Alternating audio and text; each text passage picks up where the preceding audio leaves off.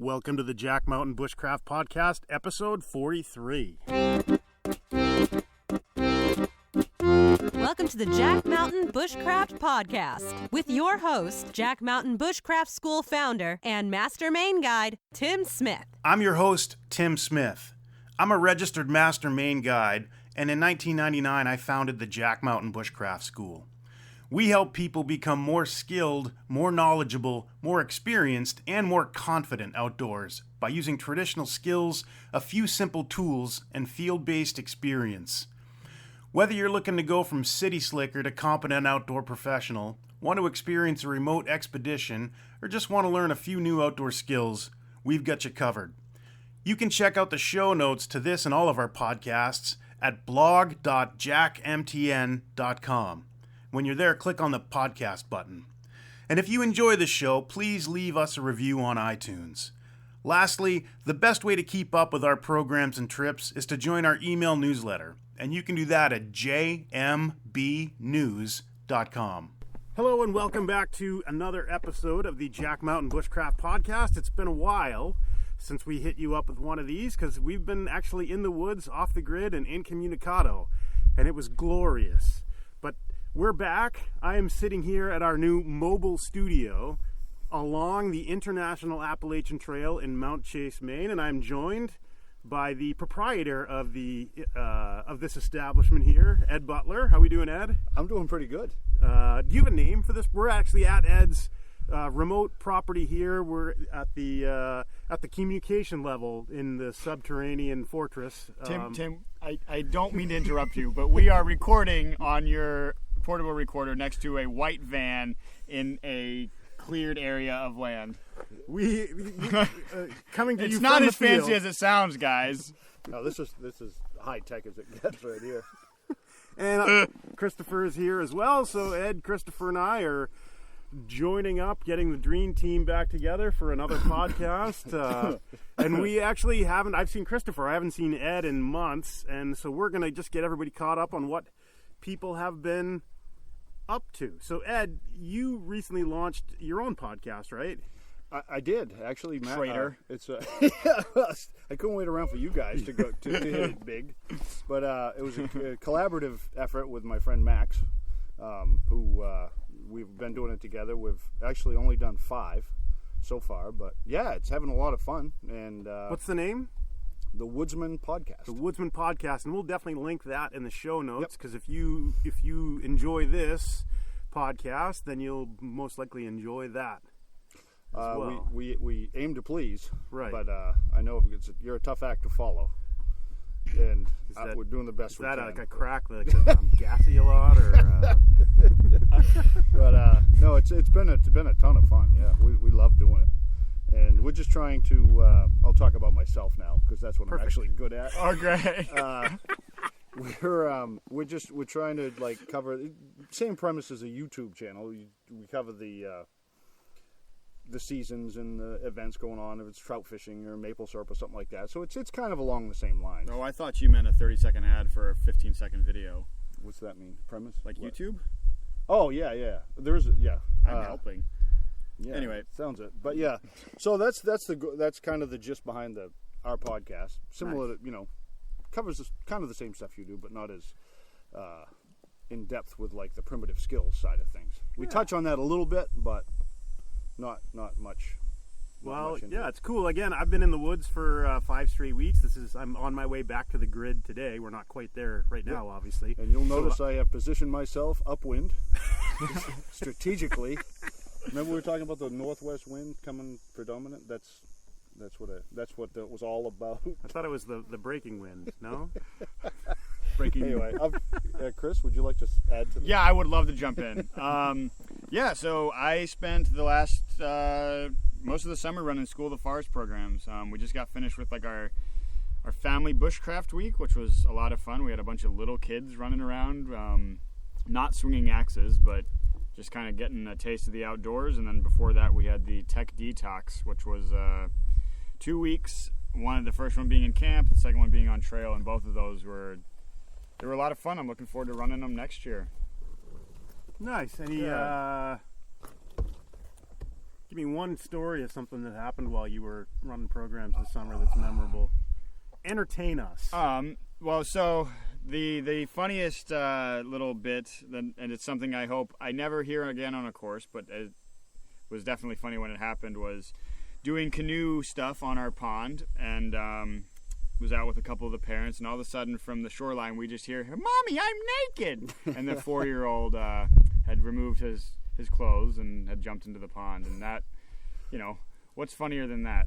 Yeah, you can get away with that when you're 4.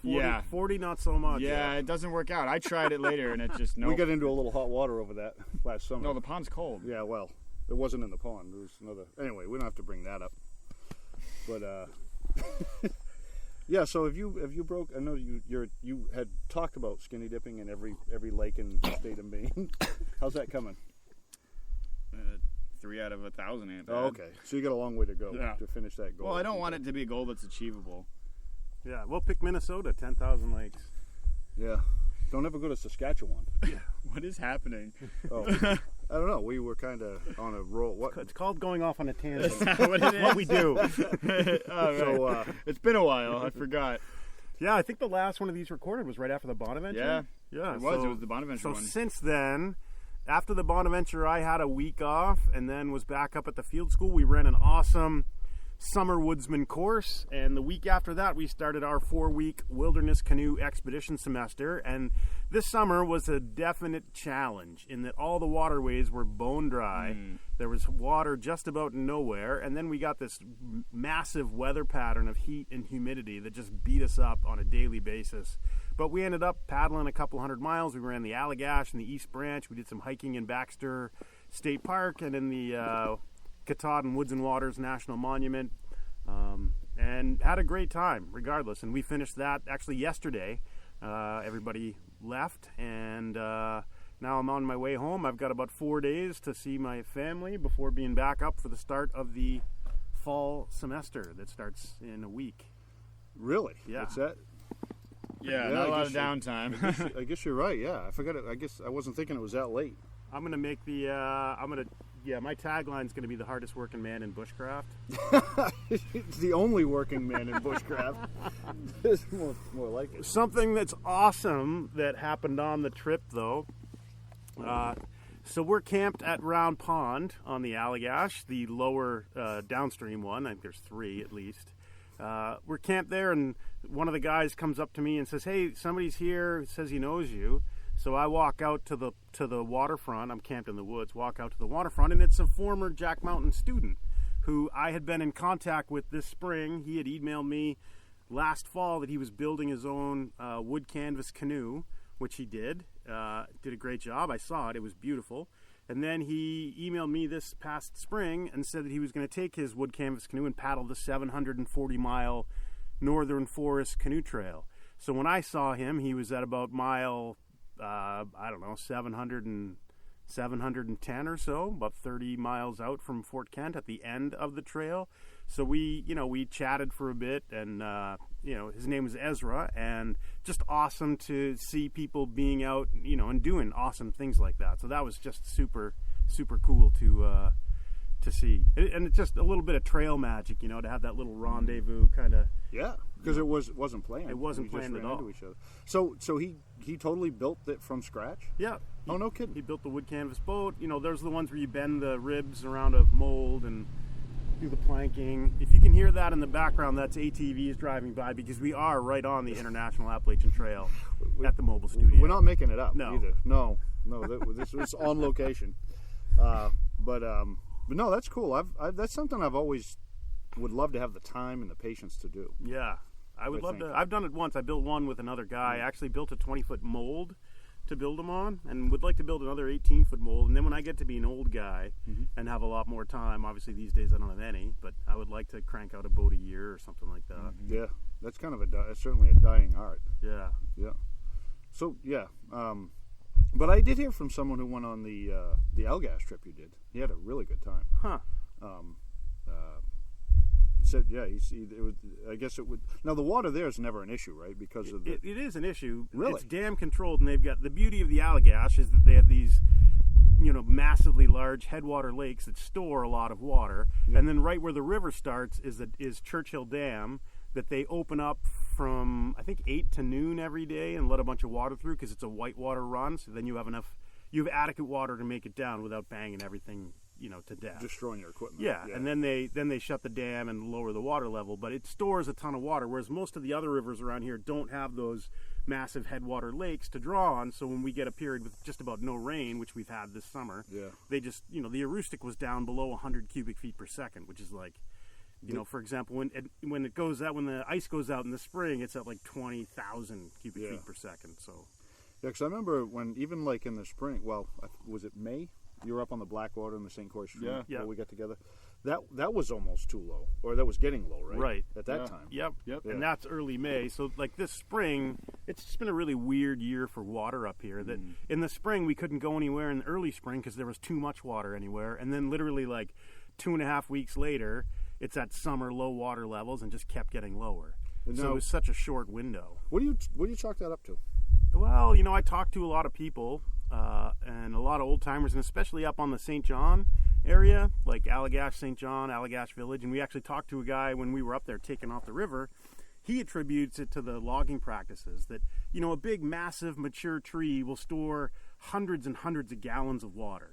So when they cut those big trees, and, they'll replant little ones that don't store hardly any water, but they cut all those big trees, then when the snow melts and the water runs off, big clear cuts, that water runs off fast. It just keeps going. And then it's gone. Yeah. But if it's a mature forest, it'll hold a lot of that water back, and release it much more slowly.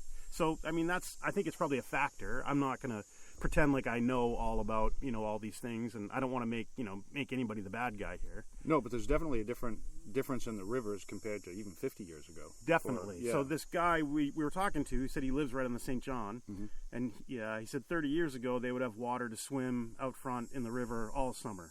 He says now it just dries up. No. It's not 100% dry. There's still water coming through, but it's just so much lower. Yeah. And that just seems to be year after year. It just seems to be a trend now that it's like you got to get your canoeing in before June, or you're going to run out of water for them in a lot of those places. Right, and the water's so much warmer. So all these waters that we were on traditionally, if you read the history of Maine, they were all trout water. Yeah. But it's so much warmer now because the trees are cut, the water runs off faster. There's less shade.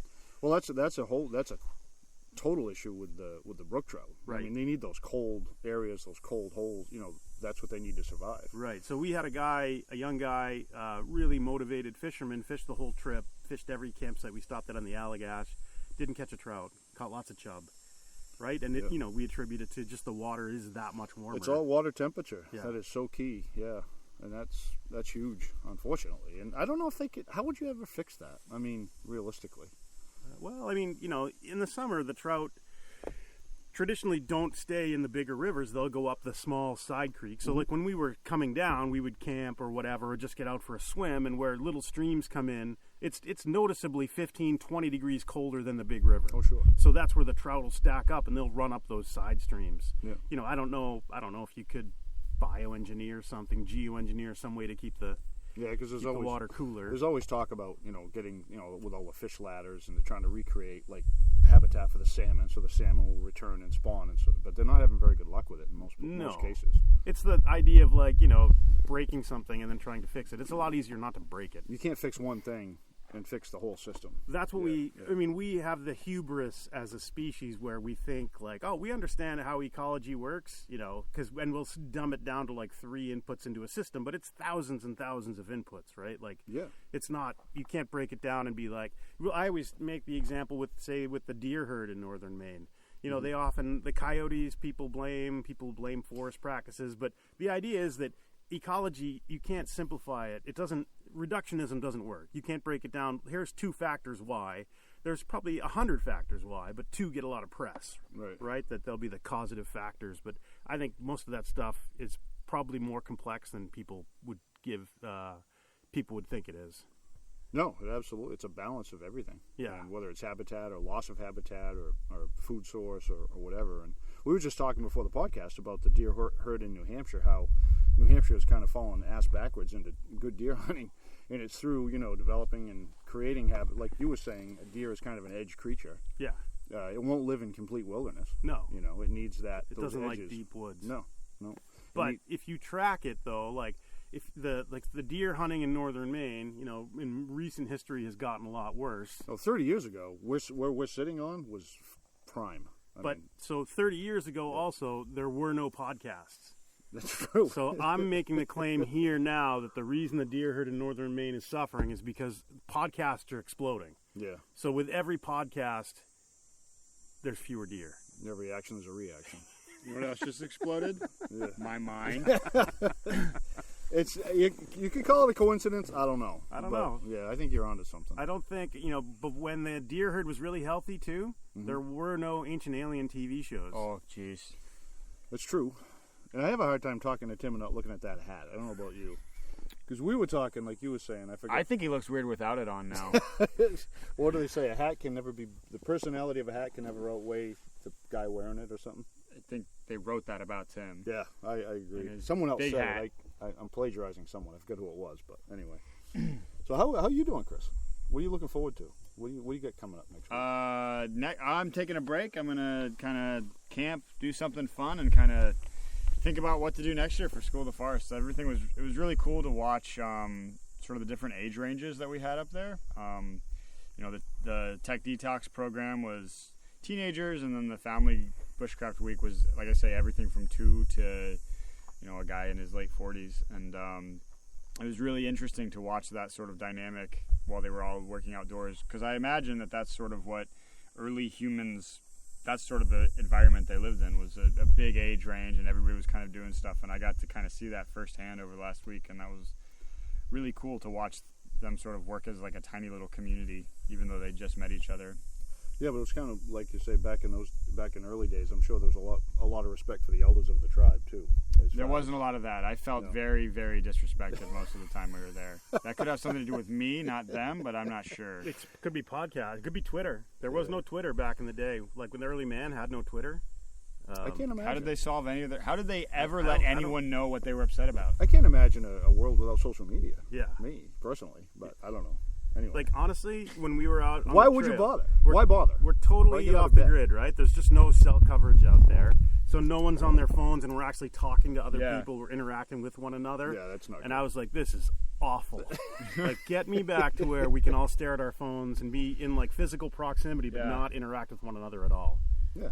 Like, I had no idea what was going on with Khloe Kardashian. It was terrible.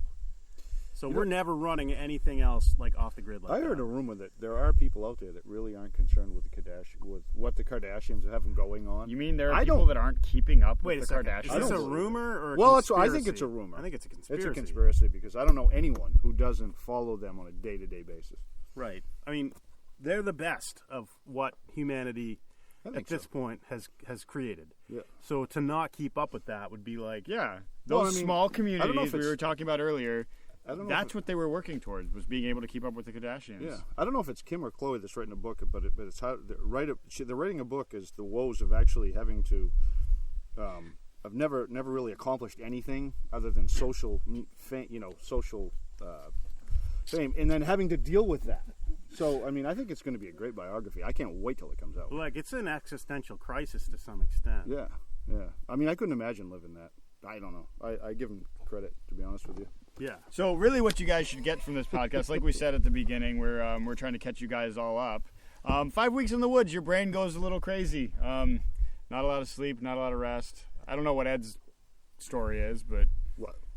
As far as well, what? Tim and I have an excuse. We've been out in the woods for the last 5 weeks, so we're a little brain dead and tired. I've had way too much exposure to people. Oh. Yeah. Oh, so it's the other end of the spectrum. Yeah, actually, no. I just had a real busy... Well, it's been... I'm trying to think here.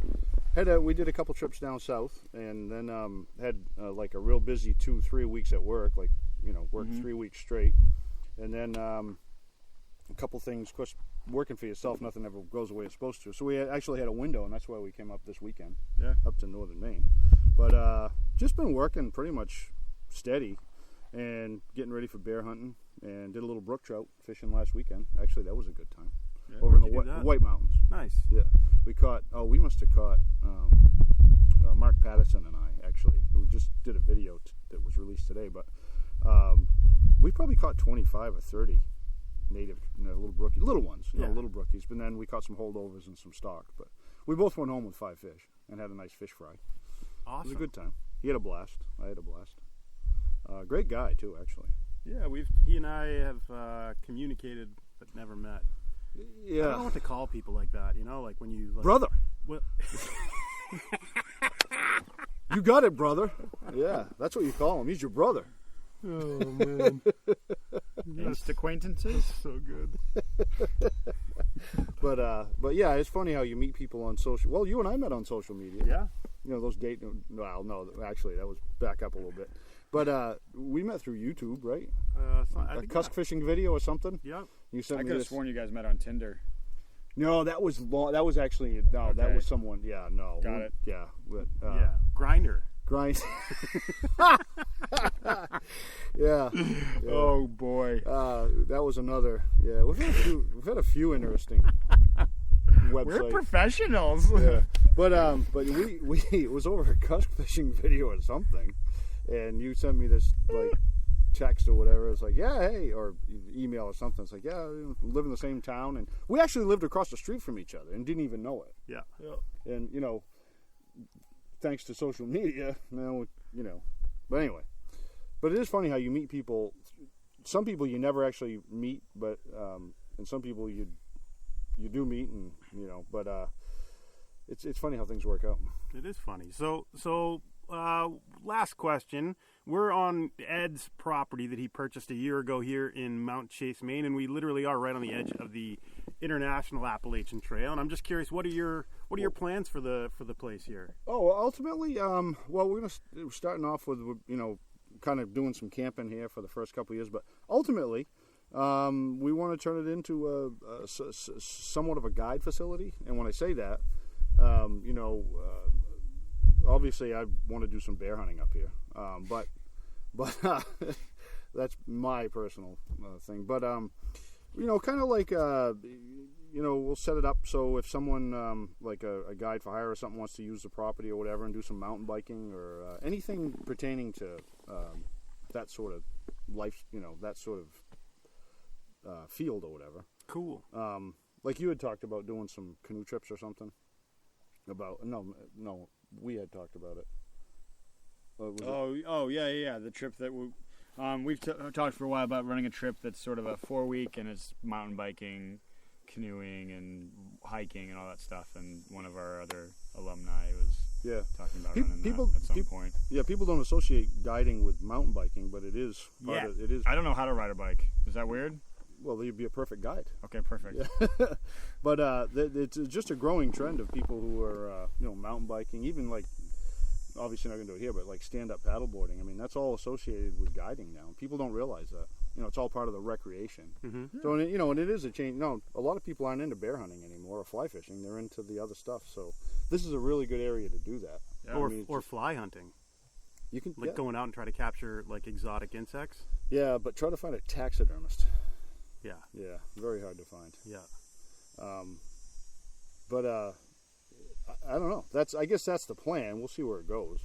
But right now we're just kind of enjoying the property and looking forward to doing some hunting, and just kind of want to share it with everybody. Yeah, and we are right on the edge of the Katahdin Woods and Waters National Monument, the new one. We're just down the road from Baxter State Park. There's two awesome river trips within 10 miles of here.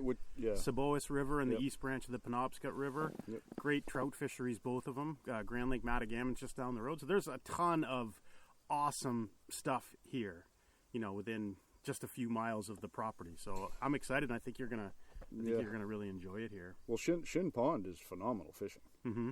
It's funny. I talked one of my customers that I worked for last week used to fly in to Shin Pond and go fishing. And we got talking about it, and they actually, for 20 years, they came. It's actually a lady. She's probably pushing 80 years old now, so it was a few years ago. But she used to love coming up here for like weeks on end, and she loved it. Nice.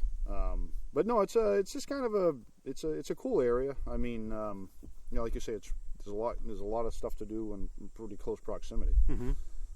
So anyway, we'll see where it goes. Nice. Yeah, and we're about I think we're about, as the crow flies, like 25 miles, maybe 30 from our field school in Masardis. So we're pretty pretty nearby. Definitely less than an hour to drive down here. Just hop down Route 11. It's about 45 minutes. Yeah. Not the way I drive. That's true. If the bridge isn't out, yeah. But you could probably. I'm just trying to think. You could, in theory, you had talked about riding down here on a snow machine or something. I think in theory you could do that, right? Right. The trails actually, the corridors here are incredible. Yeah, this is the land of snowmobiles and four-wheelers and whatnot. But yeah, that's all part blimps. of it. Don't forget blimps. Yeah. I have not seen a blimp. Well, I haven't bought mine yet. Yeah. We're saving up for the Jack Mountain blimp. Then we'll only travel by blimp. It'll match the hat. Yeah. Yeah. Gotta get you a monocle to go with it. Yeah. So is this officially your first tailgate podcast? Or? Yeah. It is. Awesome. I don't know. I feel like I should take off my shirt and paint NASCAR across my chest or something. I already have, actually. But no, across this my is chest. Remember that nap you took? How was I not aware of this? Yeah. But yeah, I'm on a Polaris tailgate. But anyway. Yeah, that's. Maybe we'll wrap it up. We're all gonna look. Getting a photo of us on the tailgate right now. That'll be the photo for the episode, and we'll wrap this one up. But anyway, sorry for the delay in being away so long, but we were just all off in the woods doing stuff, and hard to keep up with podcasts or the Kardashians, as we discussed. Beat me to when it. we're out in the woods off the grid. But we're working on that. But we're working. I'm gonna get a satellite hookup this year. There's actually a Kardashian app. Really? Yeah. That's why depressing. Why am I not shocked? Why don't I have this? You will after this podcast. I'm going to show you how to get it. All right, awesome. Thanks for listening. We'll catch you guys later.